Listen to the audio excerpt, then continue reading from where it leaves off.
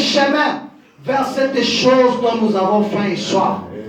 C'est ce qui nous a menés à un lieu de satisfaction. Aucun homme qui a déjà visité le calvaire, qui a vu ce qui s'était passé là-bas, ne pourra jamais plus être le même. Tout ce à quoi il n'a jamais aspiré, tout ce qu'il n'a jamais désiré, il le trouve quand il atteint cet endroit. Frère, moi je me sens tellement religieux. Je me sens tellement bien. Quand je pense et je vois mes amis dans le monde, je vois ma famille dans le monde, je vois mes voisins dans le monde, je vois mon entourage dans le monde, je me dis, qu'est-ce que je fais pour mériter cette grâce? Qu'est-ce que je fais pour devenir un fils de Dieu? Et frère Branham me dit, c'est la prédestination de Dieu. C'est avant la fondation du monde. Si tu étais dans l'économie de Dieu, tu y seras là. Un jour, Jésus a dit, Père, de ce que tu m'as donné, je ne perdrai aucune des brebis. De tous ceux qui ont été prédestinés, ils ne seront pas perdus. Amen. Je sais qu'un jour, tu prendras une bonne décision. Peu importe les années que tu as dans la parole. Si tu n'as pas encore le Saint-Esprit, tu n'as pas encore cette chose que Jésus nous a donnée. C'était un jour tellement important et quelque chose tellement important que le monde a été secoué. Le monde a été secoué comme il n'avait jamais été auparavant. Quand Jésus est mort au calvaire et qu'il a réglé la question du péché, ce monde de péché a été plongé dans l'obscurité. Le soleil s'est couché au milieu du jour. Il y a eu un effondrement de la feuille. Les rochers ont été secoués. Les montagnes se sont fendues. C'est d'un coup, et d'un coup, les cadavres sont sortis de la tombe. Amen. Parce que les saints de l'Ancien Testament, Abraham attendait ce jour-là. Job attendait ce jour-là. Jacob attendait ce jour-là. Tous ceux qui l'ont servi attendaient ce jour-là. C'était le calvaire qu'ils attendaient. Ils attendaient qu'il puisse mourir. Et enfin, puisse ressusciter. Quand il est mort, ils étaient dans l'expectative. Est-ce que c'est lui ou ce n'est pas lui? Si c'est lui, il va ressusciter. Et s'il ressuscite, nous aussi nous aurons la vie. Ils étaient dans l'expectative. Il a brisé le pouvoir de Satan. Il a ouvert les portes de la prison du séjour des morts. À chaque homme qui était enfermé sur cette terre, dans les prisons, qui craignait le moment de sa mort, ce que la mort lui réservait, c'est le calvaire. Sur le calvaire, il a ouvert les portes de ces livres et il a mis en liberté tous les captifs. Vous n'avez plus à être ravagé par les péchés. Il y a des péchés qu'on ne peut pas commettre, frère. Quand on parle vraiment sur le calvaire et que cette grâce-là descend sur nous, comme on m'a dit, vous n'avez plus à être ragé par les péchés. Vous n'avez plus à livrer vos membres au péché. Amen. De boire, amen, de fumer, de jouer à des jeux d'argent et du mensonge, dire des mensonges. Amen. Vous pouvez être honnête, amen, juste et droit. Amen. Vous savez, il y a des gens qui ont un démon du mensonge. Une chose simple, mais la personne doit toujours mentir. C'est un esprit que vous devez combattre. Amen. Disez la vérité. Et Satan ne peut rien y faire. Parce que vous avez saisi une corde de sécurité qui est ancrée dans le rocher des âges. Aucune secousse ne peut vous en détacher. Aucun vent ne peut vous en détacher. Rien du tout. Pas même la mort elle-même.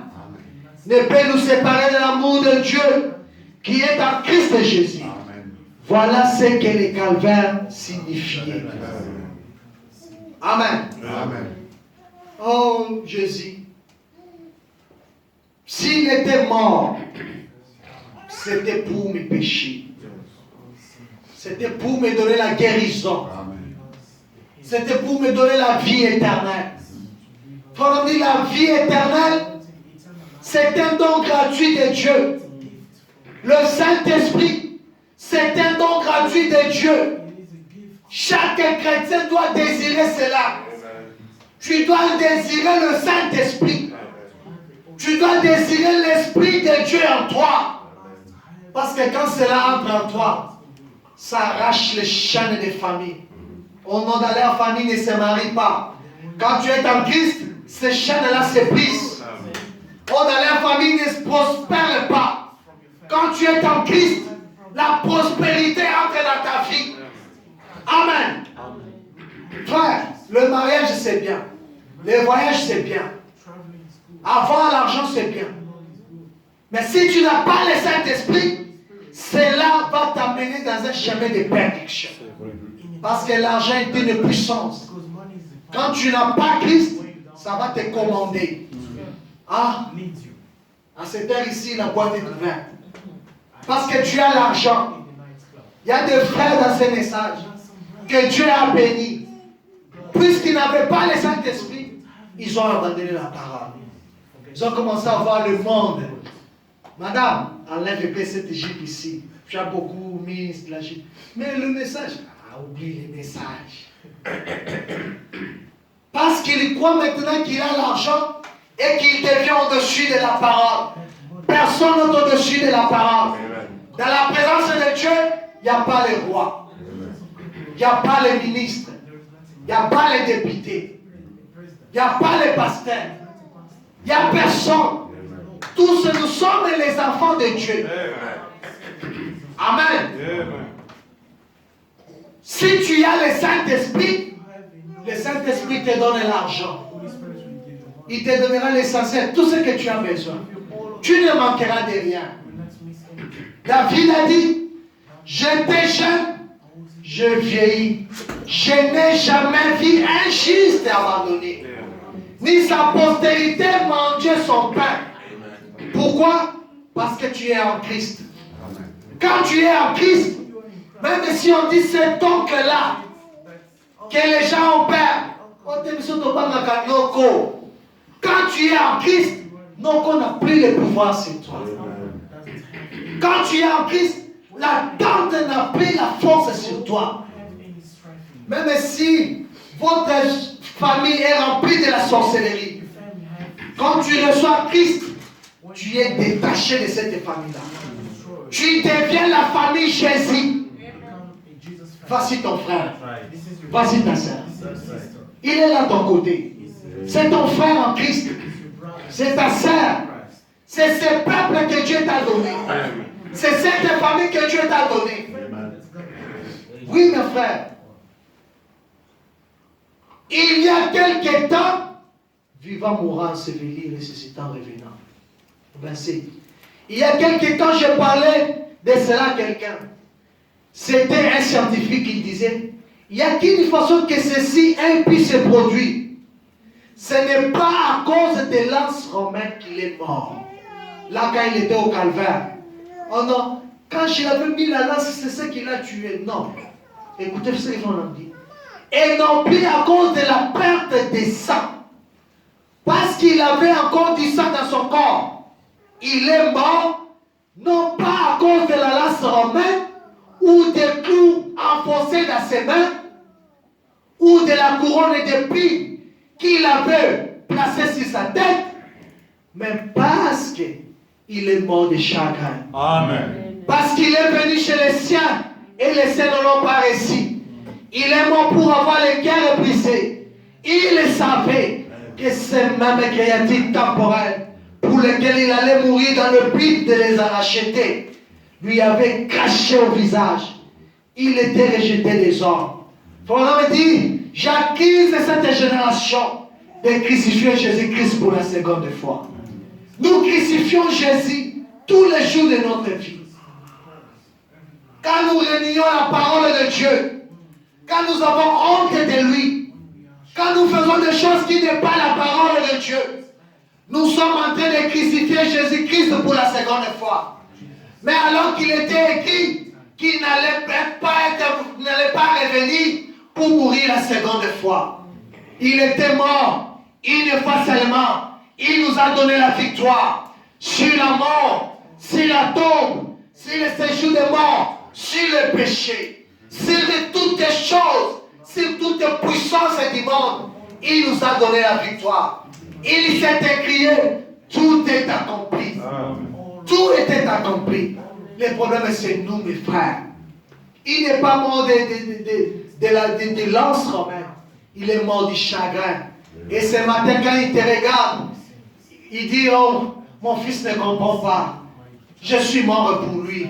J'ai donné ma vie pour lui. Mais pourquoi il pleure? Mais pourquoi il vit encore dans les péchés? Ça, ce n'est pas ta vie. Il est temps de retourner au pâturage. Il est temps de retourner à la maison. Pourquoi continuer avec cette vie? Jésus a des chagrins quand il te regarde. Oh Seigneur. Moi, tous les jours de ma vie, je n'implore que dans sa grâce et dans sa miséricorde. Parce que la loi de Moïse a dit, c'est lui qui tue son frère commet un péché. Mais quand Jésus-Christ est venu, il dit, c'est lui qui pense même mauvais là. Dans ta pensée, tu as déjà commis un péché. Quand tu parles le mal de ton frère là, tu l'as déjà tué. Et combien nous tuons mes frères? Combien ici nous sommes des assassins? Combien nous commettons des péchés dans la personne? Oh non, moi je ne touche pas la femme d'autrui. Mais avec quel œil tu avais regardé? Le péché, ce n'est pas seulement toucher la femme. Le péché, c'est tout ce que nous faisons en dehors de la parole de Dieu. Nos péchés sont non seulement pardonnés, là au calvaire, mais aussi ensevelis dans la mer de l'oubli. Amen. Pour ne plus jamais revenir à la mémoire. Enseveli, il a emporté nos péchés au loin. Ils ne pourront plus jamais remonter à la mémoire. Parce qu'ils sont partis. Ils sont hors de la portée du regard de Dieu. Ils sont paralysés. Ils sont divorcés. Ils sont répudiés. Dieu ne s'en souvient plus. Il ne s'en souvient plus du péché de qui? De celui qui s'est repenti, qui s'est baptisé au nom de Jésus-Christ, qui a reçu le Saint-Esprit. Quand tu pêches, tu dis Seigneur, pardonne-moi. Lui, il regarde et dit, je te pardonne pourquoi? Qu'est-ce que tu as fait? Oh non, Seigneur, j'avais parlé le mal de mon frère. Michael, tu as entendu ça? Michael dira, non, je n'ai pas entendu ça. Gabriel, est-ce que tu l'avais vu quand il était parti? Non, maître, je n'ai pas vu. Qu'est-ce qui fait ça? C'est le calvaire. Amen. Il prend tes péchés, il jette dans la mer de l'oubli. Et il oublie pour toujours tes péchés. C'est pour cela Paul a dit, il n'y a plus de condamnation pour ceux qui sont en Jésus-Christ. Combien l'Église devrait se réjouir ce matin de savoir qu'il ne se souviendra plus jamais de nos péchés. Ils sont mis dans la mer de l'oubli, dans la tombe, au-delà de toute résurrection. Ils sont morts pour toujours et oubliés. Ils sont comme s'ils n'étaient jamais produits. Amoura, il m'a sauvé. Mais enseveli, il a porté mes péchés au loin. Il a emporté tellement loin qu'il est allé dans la mer de l'oubli. Oh, nous savons que ces choses sont certainement crues au milieu de nous. Et qu'ils sont certainement la vérité. Ces choses sont la vérité de Dieu. Toutes ces grandes choses étaient au-delà de ce que peut exprimer l'être humain. Jamais nous ne saurons comment exprimer notre reconnaissance pour de telles choses. Mais oh, en ce jour de Pâques, En ressuscitant, il a justifié. Frère, on me dit justifier, ça signifie que vous n'avez jamais commis de péché. Donc devant le yeux de Dieu, tu es saint. Tu es plus blanc que la neige. Tu n'as jamais commis de péché. Mais n'allez pas commettre le péché. Et dire que frère Benjamin avait dit que Dieu nous a déjà pardonné. Non. Ne le faites pas. Mais il a résisté à la justifier gratuitement pour toujours. En vivant, il m'a aimé. En mourant, il m'a sauvé. Enseveli, il a porté mes péchés. Tout ça, c'était bien. Mais, en ressuscitant, il a justifié. Alors, les saints qui meurent en lui peuvent chanter cela. Quand nous considérons sa grâce étonnante, si tu n'es pas en Christ, comment est-ce que tu vas chanter ressuscitant, mourant? Comment est-ce que tu vas chanter cela? Parce que tu n'es pas en Christ. Je vais déjà terminer, pardonnez-moi. Il est 13h28, je termine déjà. Jusqu'à la fin du monde confirmé. Pour démontrer ce que Dieu a dit est vrai, et que ce que j'ai dit est vrai, Jésus a dit, je viendrai sous la forme du Saint-Esprit. Je ferai ma demeure avec vous. Je vivrai avec vous pour toujours. Alors, les saints qui ont dans leur cœur cette espérance de la résurrection peuvent chanter ceci. En ce matin clair et sans nuage, quand le mort en Christ ressusciteront et qu'ils partageront la gloire de sa résurrection, quand les élus se rassembleront dans leur maison, au-delà du ciel, avec parfaite assurance avec le sceau de Dieu, avec un récit écrit du main de Dieu lui-même. Quand l'appel retentira là-haut, j'y serai. Amen. Oh, viens bientôt. Oh, pas étonnant qu'ils aient dit, en vivant, il m'aima. En mourant, il m'a sauvé. Enseveli, il a porté mes péchés au loin.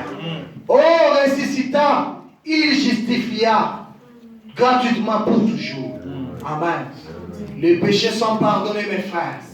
Tous ces sacrifices auraient pu être un mythe. Tous ces sacrifices auraient pu faillir. Mais lorsqu'il est ressuscité au matin de Pâques, c'est ça. C'est ce qui scelle le témoignage. C'est ce qui nous donne la victoire. Il pouvait mourir. Les saints regardaient. Il est mort. Le diable s'est réjoui. Vous avez vu, il s'est crié là-bas, je suis le Fils de Dieu. Je suis ceci, cela. Regardez, il est mort. Je l'ai eu dans la tombe. Et les saints regardaient. Dieu a approuvé qu'il avait accepté cela. Pas étonnant que cela fasse pousser un alléluia au cœur humain. Pas étonnant que cela amène des gens à braver la mort. Cela fait que des gens appellent les choses qui ne sont pas comme si ils étaient. Pourquoi? En ressuscitant, il a justifié. Comment savez-vous qu'il est ressuscité? Frère me dit, parce qu'il est ressuscité dans nos cœurs. Amen. Là-bas, il était ressuscité à Jérusalem. Mais aujourd'hui, il est ressuscité dans mon cœur. Il est ressuscité dans ton cœur. Il est ressuscité en nous. C'est ce qui nous réjouit. Frère, le jour où tu vas recevoir le Saint-Esprit, tu auras une joie du salut énorme. Une petite chanson, tu vas déjà te sentir dans la joie. Malgré les problèmes, les difficultés, tu vas regarder, tu vas dire au Seigneur, tu peux tout me retirer, mais ta grâce me suffit. J'aimerais te voir, t'avoir avec moi. J'aimerais avoir le Saint-Esprit avec moi. Tu peux tout me prendre, mais laisse-moi le Saint-Esprit. Parce que si tu as le Saint-Esprit, même si tu mourais, comme Lazare, pauvre, mais quand ils sont arrivés de l'autre côté, les gens riches qui avaient beaucoup, il était dans l'enfer. Et Lazare était dans le cœur d'Abraham. Alléluia. Amen. Leçon de Pâques, 111. Il n'y a aucun démon, aucune église, aucune théologie qui puisse franchir les limites de la preuve et du certificat incontestable établi pour les dieux. Le baptême du Saint-Esprit, par lequel il est reconnu que nous sommes en Jésus-Christ. Nous sommes certains de ressusciter. Aussi certains que lui, il est ressuscité. Parce que potentiellement, nous sommes déjà ressuscités en lui. Amen. Frère Madame dit Amen. C'est ça. Les choses anciennes, qu'est-ce que ça fait dans notre corps mortel? Ça transforme nos opinions, ça change nos concepts, ça nous fait porter notre affection sur les choses d'en haut. Le tabac, la boisson, le jet d'argent, les choses que vous fassiez avant, c'est la mort. C'est en dessous de vous. Amen. C'est les choses les plus bas. Amen. Et vous êtes vivifiés. Cette puissance vivifiante met votre corps dans l'état d'un être enlevé. Amen. Déjà, cette puissance-là, quand ça entre en vous, ça vous met dans un état d'un être enlevé. Si tu es enlevé, oui frère, je ne suis plus dans le péché.